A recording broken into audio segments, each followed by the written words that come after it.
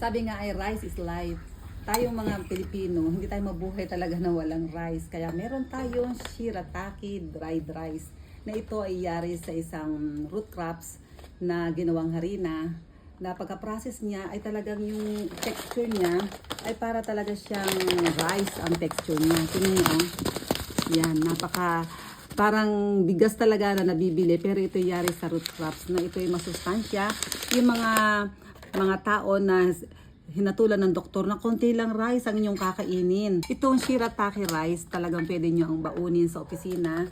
Kapag meron kayong isang dakot na rice na ito at ilalagay nyo sa isang sealed, yung medyo napakaganda ng pagkakasealed niya, lalagyan nyo lang siya ng mainit na tubig at inyong tatakpan. Kaya titingnan natin ngayon kung paano ang pagluluto ng shirataki rice.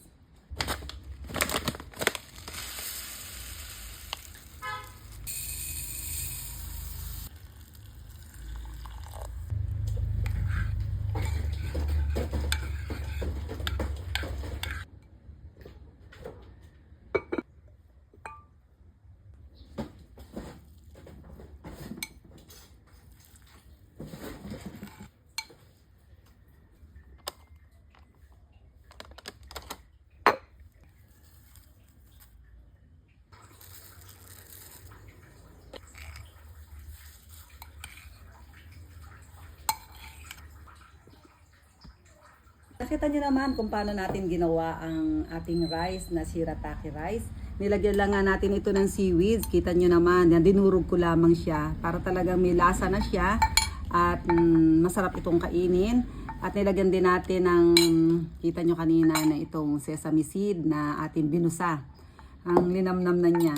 Kaya pag ito lang ang inyong ulam o kung gusto nyong egg, ay okay na inyong maging lunch, yung breakfast, kapag kayo nagmamadali, pumunta kayo sa opisina at meron dong tubig na mainit, ay lagyan nyo lamang. Kaya sa mga tao na gusto nyo na napakasimple, meron tayong shirataki rice na para lang noodles na nagluto kayo. Kaya atin na pong kainin at atin tikman. Yung lambot. Yung mga mahilig sa malambot na kanin, pero dried siya. Ang sarap niya at rice na rice talaga ang pagkakaano niya, ang texture niya pag inyong kakainin.